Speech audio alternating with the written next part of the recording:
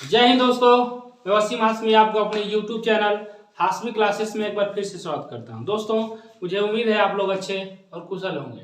दोस्तों, आज मैं फिर से साइंस के ऑब्जेक्टिव प्रश्नों के साथ उपस्थित हुआ हूं, जो आपके आगामी परीक्षा 2022 जो बिहार बोर्ड की आगामी परीक्षा 2022 के लिए बहुत ही महत्वपूर्ण है और साथ ही साथ कंपटीशन लेवल के तैयारी कर रहे विद्यार्थियों के लिए भी ये बहुत ही महत्वपूर्ण है। तो चलिए जल्दी से चलते हैं पहले क्वेश्चन की तरफ।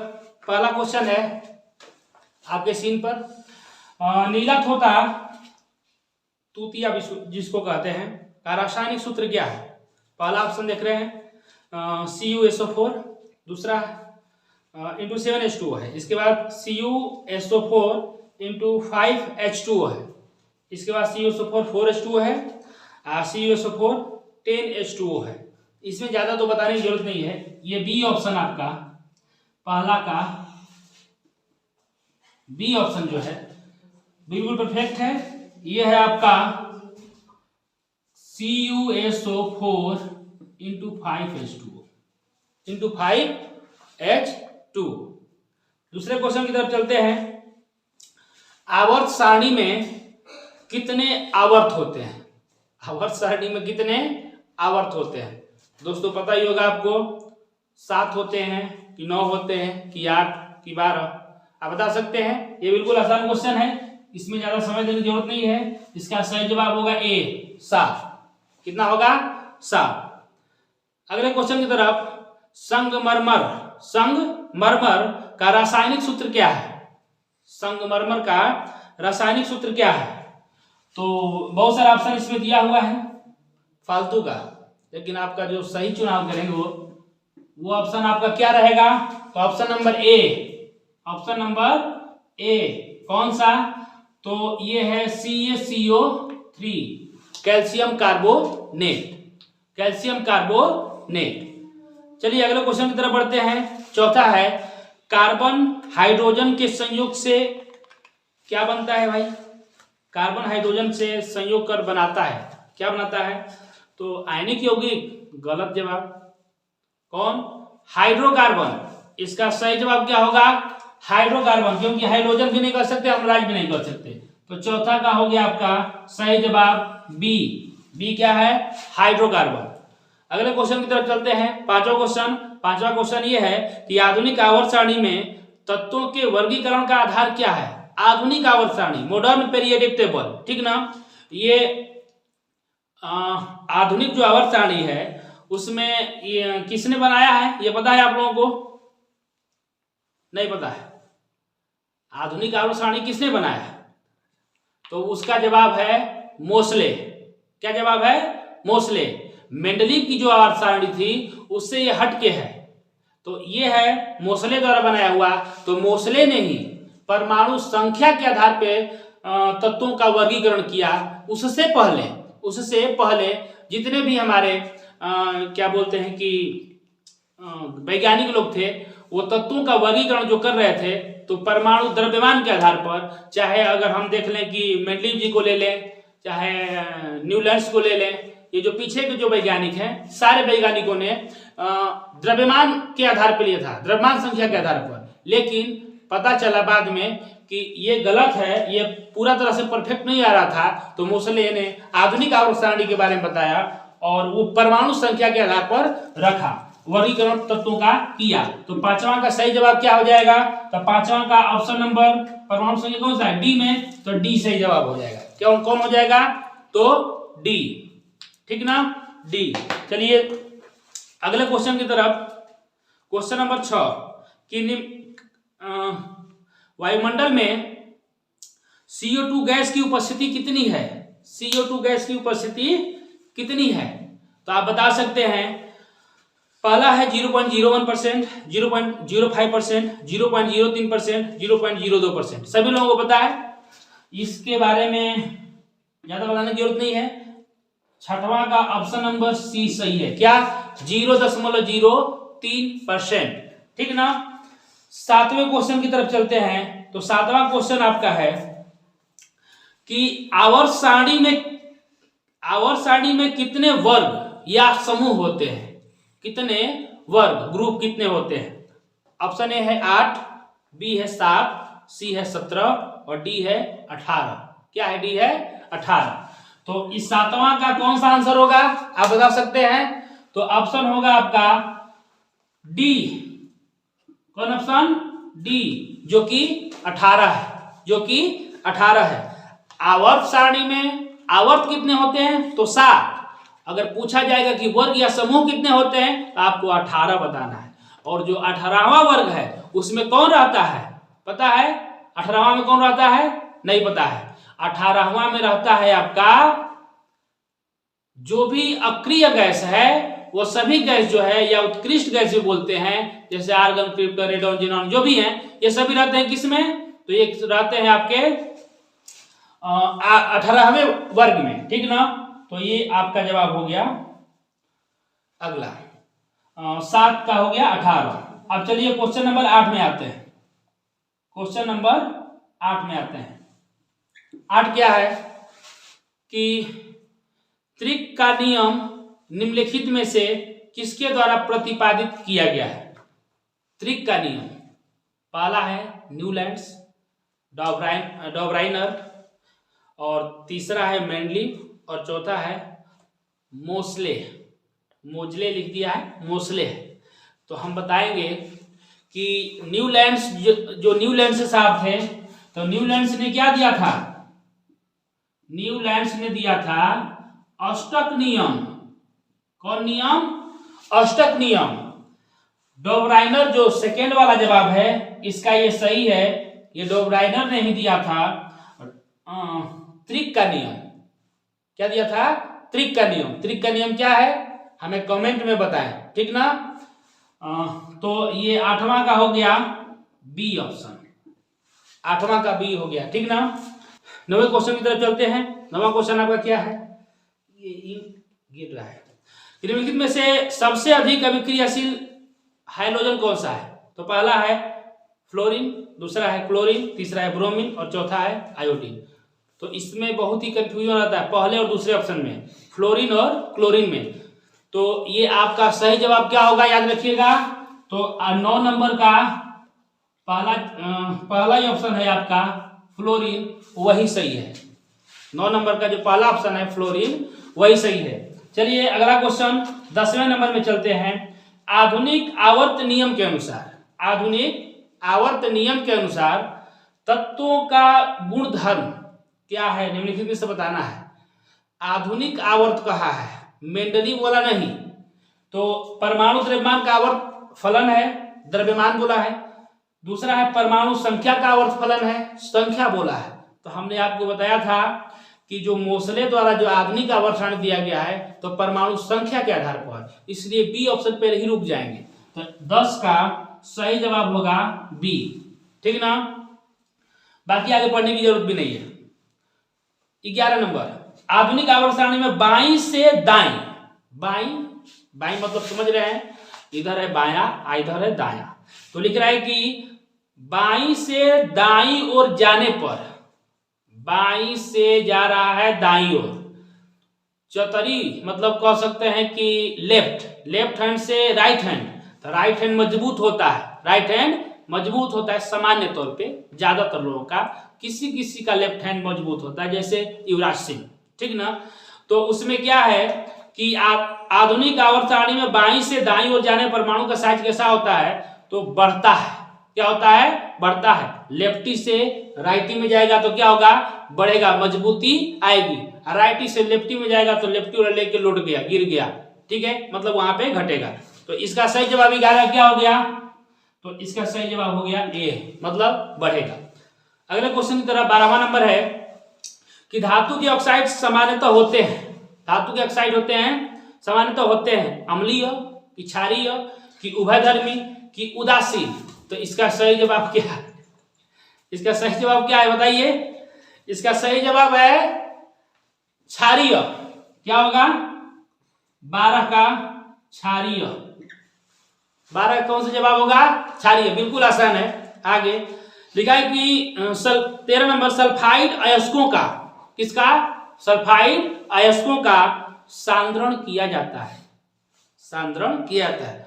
अलग अलग विधियां हैं। किस विधि से किया जाता है? पहला नंबर हाथ से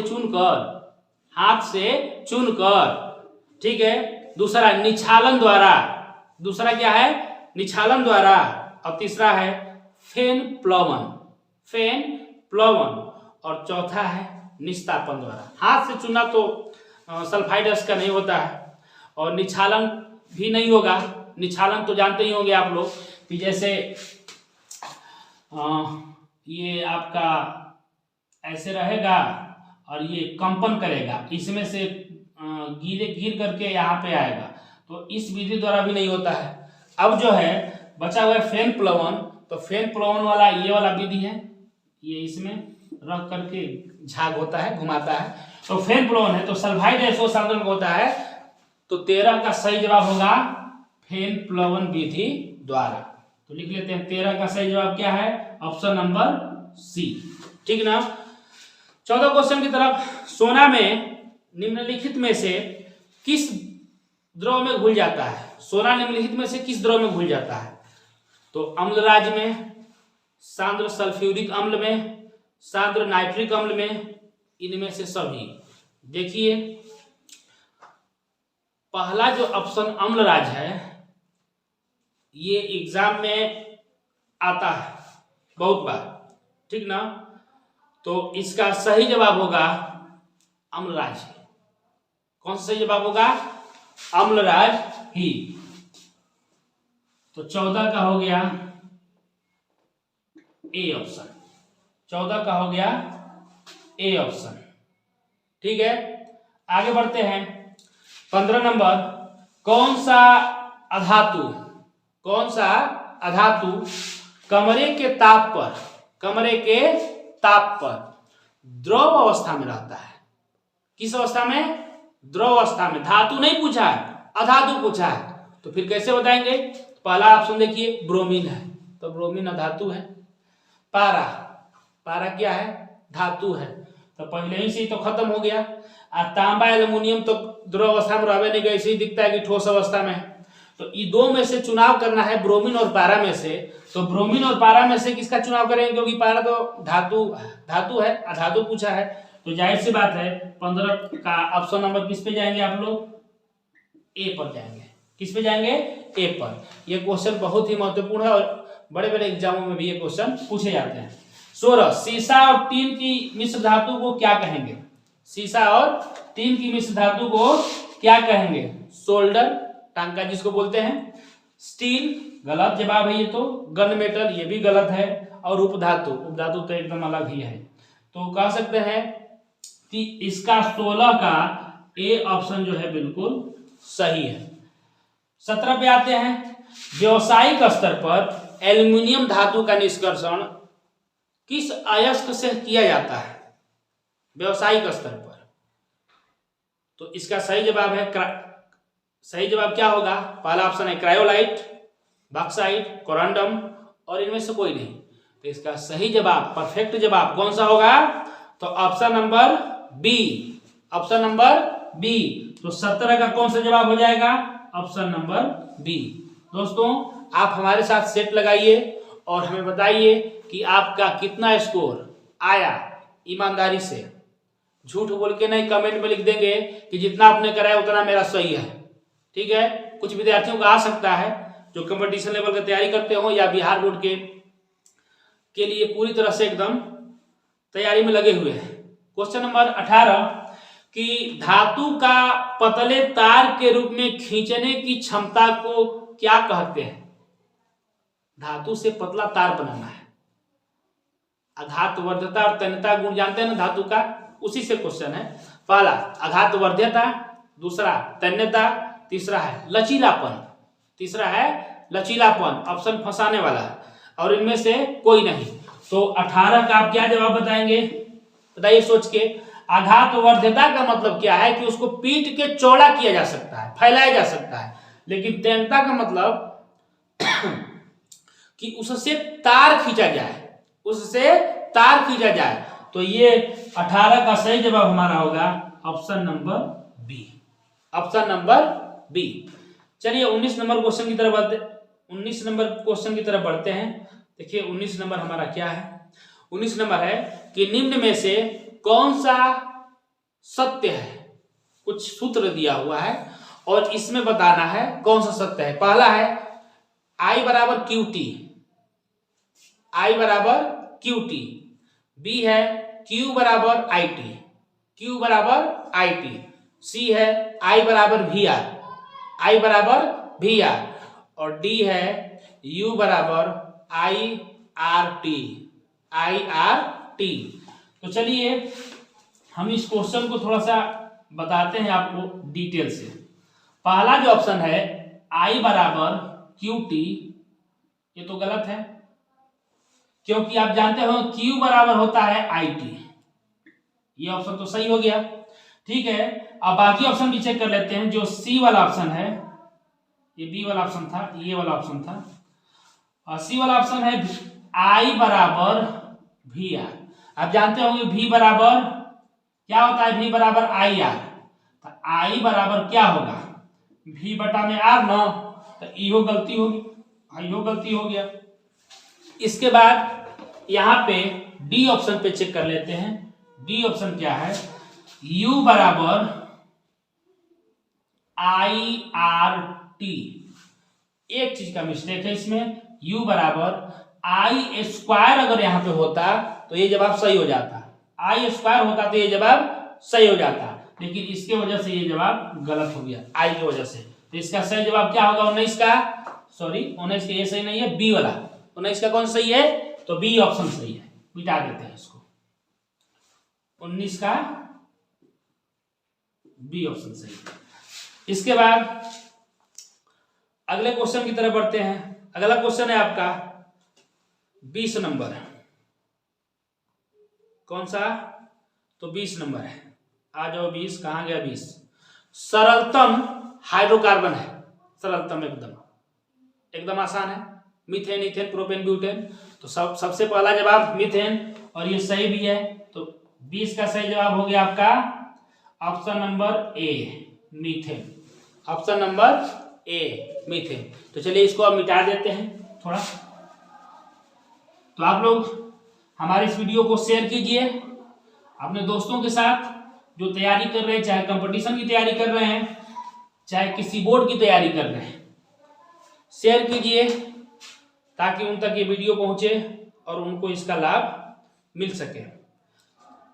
हाइड्रोजन बम किस अभिक्रिया पर आधारित है, हाइड्रोजन बम किस अभिक्रिया पर आधारित है।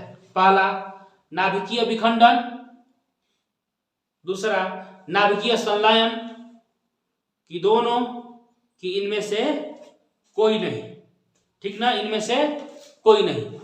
तो 21 का सही जवाब आपका होगा नाभिकीय संलयन, बी ऑप्शन। नाभिकीय संलयन, विखंडन नहीं होगा। हाइड्रोजन बम संलयन पर आधारित है, विखंडन पे नहीं है, ठीक ना। आगे 22, कल्पक्कम नाभिकीय विद्युत संयंत्र किस राज्य में है। ये एग्जाम एनटीपीसी ग्रुप डी में पूछता है, ठीक ना। कल्पक्कम नाभिकीय विद्युत संयंत्र किस राज्य में है, एनटीपीसी के इस बार एग्जाम में पूछा था ये। तो इसका सही जवाब होगा आपका उत्तर प्रदेश की, तमिलनाडु की, कर्नाटक की, गुजरात। बताइए इसका सही जवाब क्या होगा, उत्तर प्रदेश की, तमिलनाडु की, कर्नाटक, मतलब कर्नाटक, इसके बाद गुजरात। तो इसका सही जवाब होगा 22 का तमिलनाडु। कौन सा, तमिलनाडु, मतलब कि 22 का भी बी ऑप्शन सही है, 22 का भी बी ऑप्शन सही है। तीसरा, अमलगम एक मिश्र धातु जिसमें एक धातु हमेशा रहता है। अमलगम तभी बन सकता है जब वो धातु रहेगी तभी। तो वो कौन सी धातु है जो सब अमलगम में उपस्थित रहती है, उस धातु का नाम बताना है। पहला है कॉपर, दूसरा है सिल्वर, तीसरा है पारल और चौथा है सोना, चौथा है सोना। तो आप इसका सही जवाब बताइए, एकदम बिल्कुल सही बताइए। कॉपर होगा, सिल्वर होगा, पारा होगा, सोना होगा। सोना पे नहीं जाना है, नींद आ जाएगी, एग्जाम छूट जाएगा। तो इसका सही जवाब होगा सी। ये बहुत महत्वपूर्ण क्वेश्चन है, VVI, very very important question है ये। आप जो है ना इसको जरूर याद रखेंगे क्योंकि आने वाले एग्जाम में ये जरूर पूछेगा। पौधों के मादा युग्मक को क्या कहते हैं?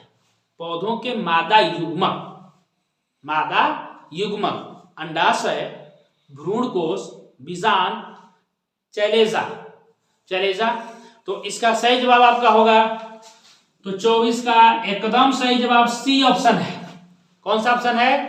तो सी, बीजांड, ठीक ना। 25 नंबर बहुत ही अच्छा क्वेश्चन है। बाह्य दल एवं दलपुंज को कहा जाता है क्या? ये फूलों में होता है। बाह्य दल एवं दलपुंज को कहा जाता है क्या?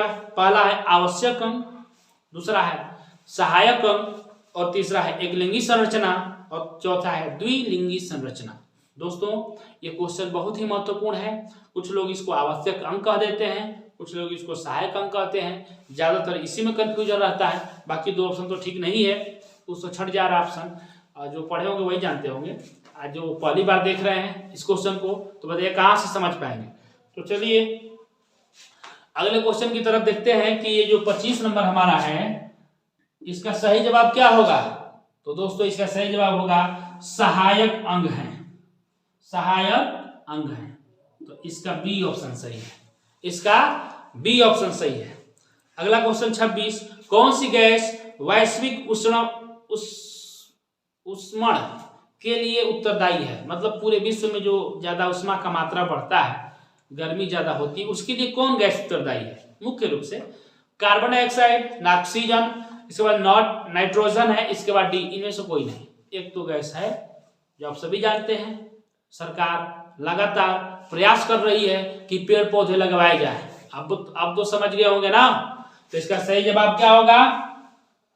तो 26 का ए ऑप्शन सही होगा, कार्बन डाइऑक्साइड। 27, सही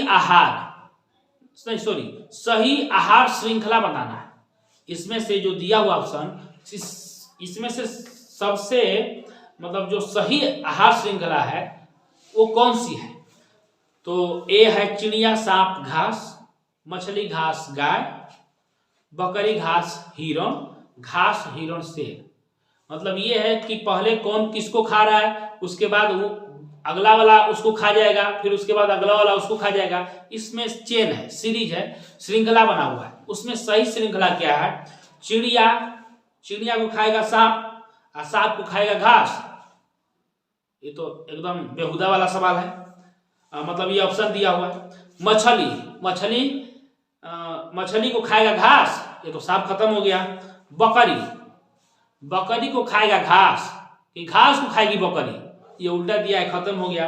अब देखिए लास्ट वाला जो ऑप्शन है घास, इसके बाद है हिरण, घास को खाएगा हिरण और हिरण को खा जाएगा शेर। तो ये जो है सही आहार श्रृंखला है। तो 27 का ऑप्शन क्या हो जाएगा? डी। 28 का ओजोन के एक अणु में कितने परमाणु होते हैं? तो ओजोन का सूत्र जानते हैं? तो ये होता है O3। तो 3 बोल देंगे। इसमें कौन सी बात सोचने वाली है? कोई भी बात सोचने वाली नहीं है। तो ऑप्शन नंबर हो जाएगा सी। आगे बढ़ते हैं 29 नंबर में कि मलेरिया उत्पन्न करने वाला मच्छर मादा एनोफ्लेस किस तरह के जल में उत्पन्न होता है? किस तरह के जल में उत्पन्न होता है? तो डेंगू नहीं है, ये मलेरिया वाला है। तो मलेरिया गंदा जो जल होगा, गंदगी वाला जल, उसी में होगा। ये तो आसान है एकदम। तो ये ऑप्शन आपका सही है, ऑप्शन नंबर बी। 29 का कौन सा ऑप्शन सही है? Option number B. 30 में आगे बढ़ते हैं, आगे देखते हैं तीसरा। टिहरी बांध परियोजना का निर्माण किस प्रदेश में किया गया है? टिहरी बांध परियोजना बहुत ही फेमस है। टिहरी बांध परियोजना किस प्रदेश में है? उत्तर प्रदेश में है कि उत्तराखंड में कि राजस्थान में कि मध्य प्रदेश में? तो आप इसका सही आंसर बता सकते हैं। सही आंसर क्या है बताइए जल्दी से, हम लिखते हैं तब तक बताइए जल्दी से। इसका सही आंसर होगा ऑप्शन नंबर बी, उत्तराखंड। कौन सा ऑप्शन? तो ऑप्शन नंबर बी, उत्तराखंड। 31वां नंबर प्रश्न है, सरदार सरोवर बांध किस नदी पर निर्मित हुआ है। तो ये क्वेश्चन क्या बोलते हैं कि कंपटीशन लेवल की एग्जाम में पूछा जाता है। ये तो वैसे बोर्ड में दिया हुआ है, तो आप जो है जरूर याद रखेंगे। यमुना गंगा नर्मदा तावा लिखा है, यहाँ पे ताप्ती कर देना चाहिए था, थोड़ा मिस्टेक हो गया, खैर वो है भी नहीं। तो आप जो है इसका सही जवाब लगाएंगे नर्मदा। कौन सा? 31 का सी, नर्मदा। 32 में आते हैं, चिपको आंदोलन किस वर्ष प्रारंभ हुआ? चिपको आंदोलन किस वर्ष प्रारंभ हुआ? सीधे डेट है 1970, 1980, 1985 और 1990। अच्छा, 1980 के बारे में जानते हैं कुछ? 1980 सन कुछ याद आ रहा है? हमारे देश में जो सरकार है भाजपा की, उसकी स्थापना 1980 में हुई थी। उसकी स्थापना 1980 में हुई थी। खैर इसका कोई लेन देन नहीं है उससे। चिपको आंदोलन 10 साल पहले हो गया उससे, मतलब 1970 में। तो कह सकते हैं 32 का ऑप्शन नंबर कौन सा? तो ऑप्शन नंबर ए। कौन सा ऑप्शन? तो 32 का ऑप्शन नंबर कौन सा होगा? तो ए होगा। चलिए दोस्तों, इसको हम मिटाते हैं। इसके बाद जो फिर आएगा क्वेश्चनों को आपको बताएंगे।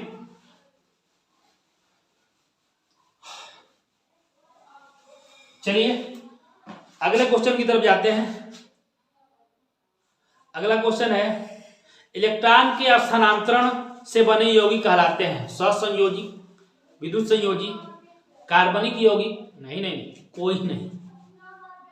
इसमें से दो जो ऑप्शन है शुरू वाले, सहसंयोजी यौगिक और विद्युत संयोजी, इसमें कंफ्यूजन आता है कि इलेक्ट्रॉन का स्थानांतरण से बनने वाला स्थानांतरण, और एक तो होता है कि साझा करना, इलेक्ट्रॉन का लेन देन, आदान प्रदान। एगो स्थानांतरण का मतलब यहां से उठ के चला गया उसके यहाँ, अब उसके यहां चला गया, तो जैसे यहां इलेक्ट्रॉन है, इसके यहां चला गया, इसके यहाँ। और साझा का मतलब ये यहाँ है तो एगो इसका एगो इसका, ये दोनों आपस में मिल के काम चला रहा है कि जब जरूरत पड़ेगी तो हम तुम्हारा ले लेंगे और तुम हमारा ले लेना। इसमें कोई मतलब बात नहीं है, झगड़ा नहीं होगा, लेकिन हिंजा सीधे ट्रांसफर हो रहा है। तो उसमें जो है आपका सही जवाब होगा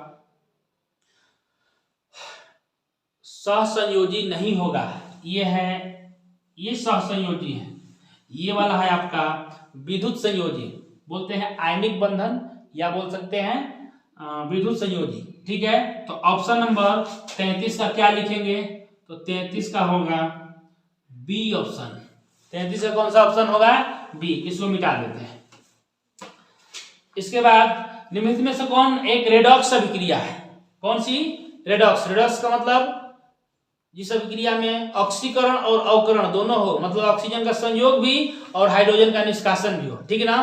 तो वो कौन सा है? तो उसका है 34 का सी ऑप्शन। 34 का सी ऑप्शन होगा, वो है आपका CaO plus 2HCl CaCl2 plus H2O। ठीक है, H2। अब है 35 नंबर। 35 क्या है? ग्लोबल वार्मिंग के लिए उत्तरदायी गैस कौन सी है? फिर ये क्वेश्चन आ गया। खैर क्वेश्चन बदल के आया है, लेकिन आंसर उसका वही होगा। इसका आंसर होगा CO2। 35 का होगा CO2, मतलब वही जिसके कारण तापमान जो है वातावरण का बढ़ जाता है। ठीक है ना? सूर्य तथा अन्य तारों की विशाल ऊर्जा के स्रोत कौन है? ये फेमस क्वेश्चन है। इसको आपको पता होगा, ये आसान भी है, क्योंकि फेमस जो चीज है वो सबको पता होता है। ठीक है ना? पहला है नाभिकीय संलयन, दूसरा है नाभिकीय विखंडन। ये साफ नहीं हो सकता है, दोनों को साफ नहीं, एक ही सही है। पहला वाला जानते होंगे, इस पे ज्यादा बहस करने की जरूरत नहीं है। तो ये है आपका ए, नाभिकीय संलयन। इनमें से 37 नंबर, इनमें से किसको पारस्ती के कारण, मतलब किसके कारण रक्त लाल दिखाई देता है? ऑप्शन है थ्रोम्बिन, फाइब्रिन, हीमोग्लोबिन और सीरम। क्या है? सीरम। तो इसमें देख रहे हैं आप हीमोग्लोबिन जो ऑप्शन है ना वही सही है। तो 37 का सही जवाब हो जाएगा ऑप्शन नंबर सी। अगर खून का रंग लाल है तो वो है हीमोग्लोबिन के कारण, अगर पत्ती का रंग हरा है तो क्लोरोफिल के कारण। अगले क्वेश्चन की तरफ, इनमें से कौन अवशेषी अंग है? अवशेषी अंग है, पहला है ऊपरीगामी कोलन, अधोगामी कोलन, अपेंडिक्स, अनुप्रस्थ कोलन। अवशेषी अंग जिसका कोई रोल नहीं है, जिसका कोई रोल नहीं है, तो वो कौन सा है? अपेंडिक्स। क्या है? अपेंडिक्स। उंगली जैसी संरचना इसकी होती है, इसका शरीर में कोई काम नहीं है, तो ये है अवशोषी अंग। तो ऑप्शन नंबर हो जाएगा इसका सी। 39 है निम्नलिखित कोशिका का ऊर्जा मुद्रा के रूप में जाना जाता है। पहला है एडीपी, दूसरा है एटीपी, तीसरा है डीटीपी, चौथा है पीडीपी। इसमें डीटीपी का छिड़काव वगैरह करता आदमी, वो भी दिया है। तो इसमें सही जवाब होगा ATP, adenosine triphosphate, adenosine triphosphate. B option इसका जो है सही है, एटीपी लिख देते हैं इसको, एटीपी, एडिनो ट्राईफास्फेट। पीत रस कहां से स्रावित होता है? पीत रस कहां से स्रावित होता है? तो इसका सही जवाब क्या होगा? अग्न्याशय से कि यकृत से कि छोटी आंत से कि इनमें से कोई नहीं? तो इसका सही जवाब होगा दोस्तों, इसका सही जवाब होगा यकृत, option number B, option number B. कोई भी पूछेगा कभी भी तो आप उसको याद रखेंगे, पीत यकृत, पीत का स्राव यकृत से होता है। लेकिन पीत जमा कहां होता है? पीत जमा कहां होता है? तो वो होता है आपका पित्ताशय में। कहां? पित्ताशय में जमा होता है। समझ में आया दोस्तों? इससे क्वेश्चन पूछता है, जैसे अगर ये क्वेश्चन पूछ देगा पित्ताशय भी दिया, इस खैर इसमें तो ऑप्शन में पित्ताशय नहीं दिया, पित्ताशय देता तो ज्यादा कंफ्यूजन हो जाता, ठीक ना? क्योंकि आदमी जो है राइमिंग मिलाता है, पीत पित्ताशय, पीत पित्ताशय। लेकिन हमने आपको याद करने का एक सरल उपाय बताया, पीत यकृत, पीत यकृत। तो पीत का स्राव कहां से होता है? यकृत से। जमा कहां होता है पूछेगा तो जवाब उसमें क्या मारेंगे? पित्ताशय, ठीक ना? चलिए अगले क्वेश्चन की तरफ चलते हैं। 41, वृक्क के संरचनात्मक एवं क्रियात्मक इकाई को क्या कहते हैं? वृक्क के संरचनात्मक एवं क्रियात्मक इकाई को क्या कहते हैं? एकदम साफ आसान है, नेफ्रॉन, मूत्रवाहिनी, ग्लोमेरुलस, अबोमेन, संपुट। ये क्या बोलते हैं कि नेफ्रॉन नाम सुने होंगे। तो नेफ्रॉन जो है, नेफ्रॉन के ये ग्लोमेरुलस, बोमेन, संपुट ये पार्ट है, ये पार्ट है, इनका नाम दिया हुआ है। आमूत्रवाहिनी तो साफ इससे अलग है, उसके बाद होता है, ठीक ना? तो हम कह सकते हैं कि इसका सही जवाब होगा नेफ्रॉन। क्या सही जवाब होगा? नेफ्रॉन। तो इसका ए सही जवाब है, ठीक ना? क्वेश्चन नंबर 42 है, 41 हो गया ना। खुला परिसंचरण तंत्र किस में पाया जाता है? खुला, ओपन, ठीक है? तो मनुष्य में तो नहीं। कॉकरोच नाम सुने होंगे, मारते हैं उसको तो खून उज्जर, मतलब लाल नहीं दिखता है, उजला उजला दिख जाता है उसमें। आ घोड़ा में, आ ऊंट में। तो इसका सही जवाब होगा कॉकरोच। क्या जवाब होगा इसका? कॉकरोच। कभी कभी मूवी में देखने को मिल जाता है समोसा में, ठीक ना? जहाँ गंदगी में बनाया जाता है समोसा, कॉकरोच वहां रहता है अंधेरे को पा करके, और पता चला कि समोसे के संगे आ गया आपके थाली में, तो आप खाए नहीं, छोड़ दें उसको। 43, निम्नांकित में से कौन मलेरिया परजीवी है? एकदम आसान है, खैर जिनको पता नहीं उनके लिए तो हार्ड है। प्लाज्मोडियम, लिस्मैनिया, इसके बाद है प्रोटोजोआ, इनमें से कोई नहीं। तो इसका सही जवाब क्या है? नहीं पता है आप लोगों को? बताइए। इसका सही जवाब है प्लाज्मोडियम, प्लाज्मोडियम। तो 43 का ए, हमारे साथ रिकॉर्ड कर रहे व्यक्तियों को भी नहीं पता है इसका सही जवाब क्या है। चलिए अगले क्वेश्चन की तरफ चलते हैं। 44 नंबर, उन्होंने खुद क्वेश्चन बताया, क्वेश्चन उन्हीं को नहीं पता है कि आंसर क्या है। पादपों में पाए जाने वाला वृद्धि हार्मोन निम्नलिखित में से कौन सा है? वृद्धि हार्मोन बताना है।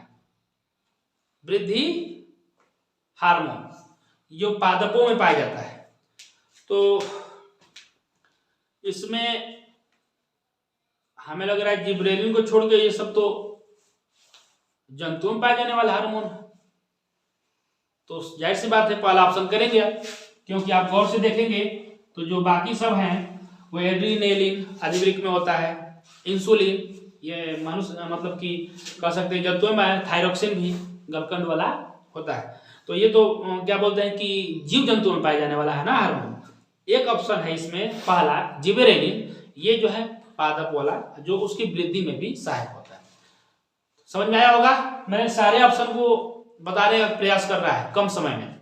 45 एड्रेनलिन हार्मोन स्रावित होता है, मैंने तो पहले ही इसका आंसर बता दिया फिर भी कुछ विद्यार्थी ध्यान से सुनने नहीं है तो भी बताइए कि थाइमस ग्रंथि से, पीयूष ग्रंथि से, हाइपोथैलेमस ग्रंथि से, अधिवृक्क ग्रंथि से, कौन सा जवाब सही होगा? नहीं पता चल रहा है। फिर से क्वेश्चन है, एड्रेनलिन हार्मोन स्रावित होता है किससे?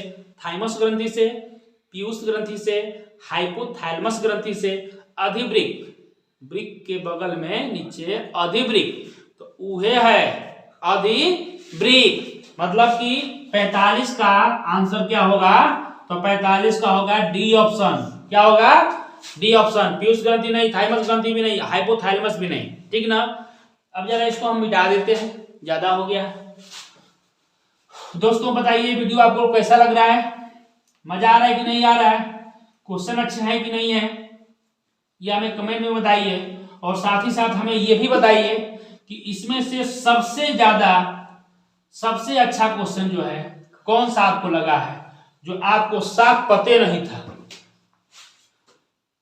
कितना तक हो गया था? 45 तक। 46 ग्वाइटर रोग पनपता है, ग्वाइटर रोग पनपता है चीनी की कमी से, शुगर वाला नहीं है, आयोडीन की कमी से, नमक वाला, रक्त की कमी से, मोटापा से। हम तो मोटे है कि नहीं? कुछ लोग कहते हैं, लेकिन हमको नहीं लगता है कि हम मोटे हैं। हंस भी रहे लोग। ग्वाइटर रोग पनपता है, पहला ऑप्शन चीनी की कमी से। चीनी तो ये तो ठीक नहीं लग रहा है, चीनी ये शुगर वाला है। आयोडीन की कमी से, गलकंड का नाम सुने हैं, गलसुआ वगैरह, तो घेंगा रोग वगैरह, तो इसी का अलग अलग नाम है। तो ग्वाइटर रोग भी इसी का नाम है, थोड़ा नाम बदल गया है, तो घबराने की बात नहीं है, मतलब वही है, याद रखेंगे। तो इसका सही जवाब क्या करेंगे? आयोडीन की कमी से, मतलब 46 का कौन सा ऑप्शन? तो ऑप्शन नंबर बी। और जो रक्त की कमी से है वो एनीमिया रोग होता है। कौन सा? एनीमिया रोग होता है। चलिए अगले क्वेश्चन की तरफ। 47 मानव खोपड़ी का वह कौन सा भाग है जहां मस्तिष्क स्थित होता है, वो क्या कहलाता है? ये मस्तिष्क, ब्रेन। ये बहुत ही फेमस क्वेश्चन है, बहुत लोगों को इसका जवाब पता नहीं, हमें पता है। शायद यही क्वेश्चन आपका सबसे ऐसा क्वेश्चन ना हो कि जो इससे पहले आप उसे जानते ही ना हो, इससे पहले आप उसे जानते ही ना हो। पहला है ऑप्शन क्रेनियम, दूसरा है सिनेप्स, सेरिब्रम, और डी इनमें से कोई नहीं। तो बताइए जी कौन सा है? पता नहीं है। पहला है जो ऑप्शन, वही इसका सही जवाब है, क्रेनियम। क्या है? Cranium, A option. कौन सा? A option. बाकी सिनेप्स वगैरह ये सब नहीं है। सेरिब्रम, सिनेप्स तो इसमें है ये नहीं, सिनेप्स तो उसमें आता है ना, सेरिब्रम आता है मस्तिष्क में, लेकिन सिनेप्स, क्रेनियम जो है ये ऊपर वाला फर्स्ट जो है पार्ट होता है। 48 निम्नलिखित में से कौन सा जंतु उभयलिंगी है? उभयलिंगी है। उभयलिंगी का मतलब, पहला ऑप्शन, इस क्वेश्चन का जवाब दीजिएगा, आसान एकदम। ऑप्शन देखिएगा तो आप कुछ नहीं पूछना है, सीधे मार दीजिएगा। मानव, कबूतर, मेढक, केंचुआ। केंचुआ पिछले क्वेश्चन में हमने एक क्वेश्चन आपसे किया था पिछले वीडियो में कि मेढक कितने वेश्म कोष्ठक होते हैं, ठीक ना, कितने होते हैं? तो उसका सही जवाब क्या था? आप लोग हमें कमेंट में कुछ लोग बताए हैं, तो कितना हुआ?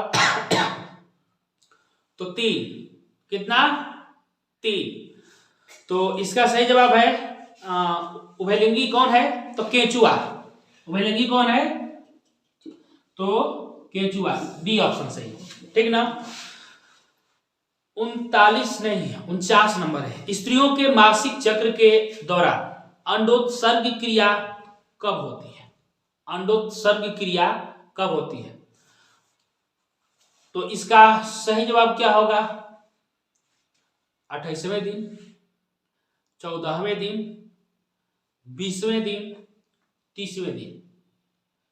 जब युग्मनज का निर्माण नहीं होता है निषेचन के उपरांत, तो ये क्रिया होती है। तो इसका सही जवाब क्या होगा? बी ऑप्शन, 49 का होगा बी, 14वें दिन। 14वें दिन। अगला क्वेश्चन, सौर सेल में उपयोग होता है प्लास्टिक, सिलिकॉन, यूरेनियम, प्लूटोनियम। ये तो आसान है, ये क्वेश्चन बिल्कुल आसान है, सभी लोग जानते होंगे। सिलिकॉन है ना। तो 50 का हो गया आपका ऑप्शन नंबर बी, सिलिकॉन। 49 का कौन सा ऑप्शन था? तो ऑप्शन था 49 का बी वाला ऑप्शन था। 14वें दिन सीधे हम लिख दिए। 51, हमारी आकाशगंगा की आकृति सामने से कैसी होती है? तो दीर्घवृत्तीय, वृत्तीय, परवलयी, सर्पिल। तो इसका सही जवाब होगा सर्पिलाकार होता है। तो 51 का हो गया डी ऑप्शन। कौन सा? डी। दीर्घवृत्तीय नहीं, वृत्तीय नहीं, परवलयी भी नहीं, लेकिन इसका सही जवाब है सर्पिलाकार, सर्पिल, ठीक है। 52, नाभिकीय विखंडन को नियंत्रित करने में प्रयुक्त होता है कौन सा? लोहे का छड़ कि स्टील का छड़, कैडमियम का छड़ कि एल्यूमिनियम का छड़? ये आसान क्वेश्चन है, आप लोग पढ़े होंगे।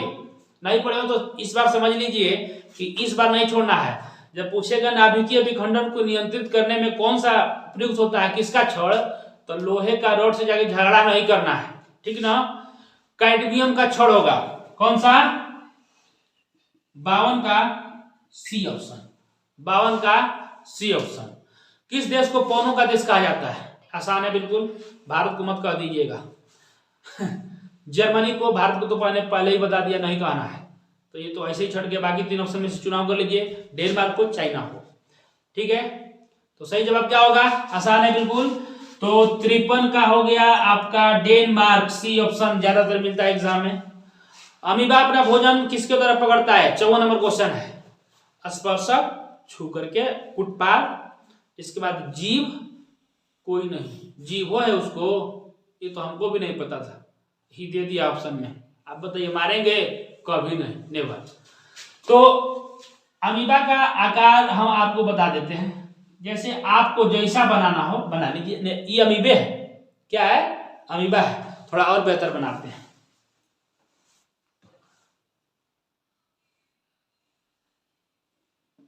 ये अमीबा है। मान लीजिए कि भोजन है यहां, तो ये क्या करेगा कि ये भोजन के करीब जाएगा ये, और भोजन को ये इसमें लाने का प्रयास करेगा।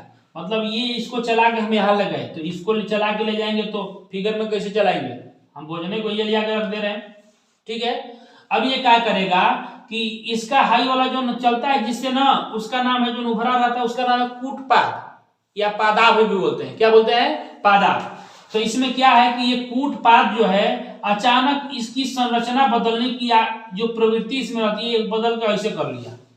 अब ये चक्कर में पड़ गया कि अरे हमारे चारों ओर से अंधेरा हो गया, ये क्या हो गया? ग्रहण लग गया का?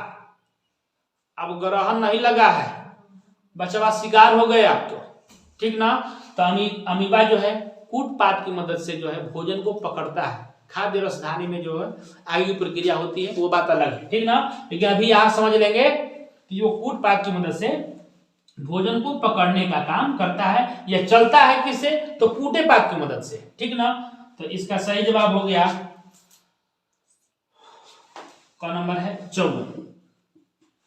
इसका सही जवाब हो गया ऑप्शन नंबर बी। वसा का पाचन करता है कौन? Pepsin, trypsin, lipase, amylase. लार वगैरह तो है नहीं, माइलेज वगैरह है ही नहीं। सोचिए ऑप्शन, पेप्सिन होगा, ट्रिप्सिन होगा, लाइपेज होगा, एमाइलेज होगा। इसका सही जवाब होगा लाइपेज। 55 का क्या होगा? लाइपेज। ये प्रोटीन नहीं है कि दूसरे पे जाएंगे, सी नंबर पे जाएंगे। किस पे? सी नंबर पे, लाइपेज पे। अगला 100 वाट से लिखा है कि 220 वोल्ट के विद्युत बल्ब के तंतु का प्रतिरोध क्या होगा? ये क्वेश्चन बहुत ही अच्छा है। ये 100 वाट लिखा है और 220 वोल्ट लिखा है, तो इसमें प्रतिरोध पूछा है, आर पूछा है। कह सकते हैं कि P बराबर क्या होता है? तो VI होता है। क्या होता है? VI, पावर, शक्ति बराबर V गुणे I होता है। P बराबर, इसको आगे जब बढ़ाएंगे तो V गुणे I बराबर, जानते हैं ओम का नियम बोला V बराबर IR, तो I बराबर V बटा में R। ठीक ना? हेंजल इसका उपयोग कर लेंगे, तो I के जगह पे V बटा में R लिखेंगे तो V बटा में R लिख दीजिए, तो P बराबर V स्क्वायर बटा में हो गया R। तो R को हेयर लेके आ जाइए, तो P नीचे रिप्लेस कर देंगे, P यही आ गया। ठीक ना? अब R बराबर देखिए V स्क्वायर, V का मान 220 है, तो कहेंगे 220 गुणे 220, P का मान है 100, पावर वाट में होता है, शक्ति कैसे मात्रक वाट होता है, तो समझ लेंगे P का मान 100 वाट है, V का मान 220 वोल्ट है। यहां से 2 को 0 बेचारा कट गया। अब 22 का वर्ग जानते हैं 400 ओम। एग्जाम में, अरे सॉरी, ऑप्शन में OM लिखा है। ठीक ना? तो 484 जो है ऑप्शन नंबर बी। मिटा दें, समझ में आया होगा। चलिए, तो कितना है? 56 का ऑप्शन नंबर बी 484 ओम। लिखा है कि 10 ओम एवं 20 ओम, 10 ओम एवं 20 ओम के दो प्रतिरोधों को श्रेणी क्रम में जोड़ने पर समतुल्य प्रतिरोध होगा। श्रेणी क्रम में जोड़ना है तो ये है, निकाल लीजिए R1 प्लस R2। ठीक है, तो एक है 10 ओम, एक है 20 ओम। 10 20 30 ओम। कौन सा ऑप्शन हो गया? 57 का option number C. Option number C 30 ohm. ठीक ना? देख लीजिए यहाँ पे 30 ओम। आगे, विद्युत चुंबकीय प्रेरण की खोज किसने की थी? विद्युत चुंबकीय प्रेरण सिद्धांत भी है, तो इसका सही जवाब होगा एम्पियर।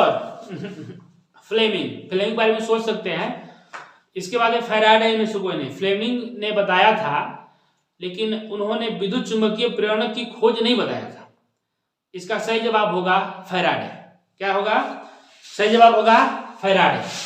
तो चलिए इसका जवाब लिख लेते हैं 58 का फैराडे। फैराडे कौन सा ऑप्शन में है? तो सी ऑप्शन में। अगला क्वेश्चन है, विद्युत फ्यूज आधारित है, किस पे काम करता है? धारा के उष्मीय प्रभाव पर, धारा के विद्युत चुंबकीय प्रभाव पर, धारा के चुंबकीय प्रभाव पर, धारा के रासायनिक प्रभाव पर। धारा के रासायनिक प्रभाव पर। तो फ्यूज, विद्युत फ्यूज जो लगाते हैं, ऐसे कबाड़ देते हैं तो लाइन कट जाता है, और उसमें लगा देंगे पतला तार, उसमें कनेक्ट रहता है, गल जाता है कभी कभी, तो वो किस पे आधारित रहता है? मतलब धारा का मान जिस तार में लगा हुआ है, यहाँ से ऐसे कनेक्ट है, ऐसे लगा दिए, अगर धारा का मान इधर से आ रहा है, इधर धारा जा रहा है, अगर इसमें ज्यादा मात्रा में इधर, चाहे कहीं क्या बोलते हैं, कहीं तार जो है आपस में गर्म तार और ठंडा तार दोनों लड़ गए, तो यहाँ पे इसमें धारा का मान जो है ना बढ़ जाएगा, धारा का मान जो है बढ़ जाएगा। लेकिन हेंजा जो है इतना मोट इधर से आएगा, और हेंजा जो है एकदम पतील, लग रहा है कि पोलियो मार दिया है। ठीक ना? इतना पतील फ्यूज है, तो बेचारा जब धारा का मान बढ़ेगा तो टिकेगा, वो गल जाएगा। कट गया तो लाइन हेयर का कट के खत्म हो गया, इधर सब चीज जो भी बचने वाला है जो नहीं जल सका, बच गया। ठीक है, इसलिए सुरक्षा फ्यूज में तार को पतला ही रखना है। खूब अगर मोटे तार से बांध दिए तो फ्यूज का कोनो मतलब नहीं है, रोल नहीं है। अब कुल चीज जलिए जाएगा तो फ्यूज रह के करेगा क्या? ठीक है, तो उसमें उष्मा का मान जो है ना बढ़ जाता है, उष्मा का मान बढ़ जाता है तो धारा के उष्मीय प्रभाव पर। तो 59 का कौन सा हो गया? Option number A. 59 का ऑप्शन नंबर कौन सा हो गया? ए। और ये लास्ट क्वेश्चन है, 60वां क्वेश्चन, कि डायनेमो से कैसी धारा प्राप्त होती है? डायनेमो से कैसी धारा प्राप्त होती है? प्रत्यावर्ती कि दिष्ट कि दोनों, कि इनमें से कोई नहीं? आपको बता दें कि डायनेमो जो है एसी डीसी दोनों होता है, एसी डीसी दोनों होता है, इसलिए प्रत्यावर्ती धारा भी और दिष्ट धारा, डायरेक्ट करंट और अल्टरनेटिव करंट भी चलेगा। तो इसमें सी ऑप्शन दोनों होगा। तो दोस्तों आप हमें बताइए ये वीडियो कैसा लगा। अगर अच्छा लगा तो इसे लाइक करें, शेयर करें और हमारे इस चैनल को सब्सक्राइब करें और इस वीडियो को दूर दूर तक शेयर करें ताकि बिहार में पढ़ रहे या तमाम बोर्ड में पढ़ रहे विद्यार्थियों को इसका लाभ मिल सके। जय हिंद दोस्तों, तब चलते हैं। जय हिंद, हिंदुस्तान जिंदाबाद।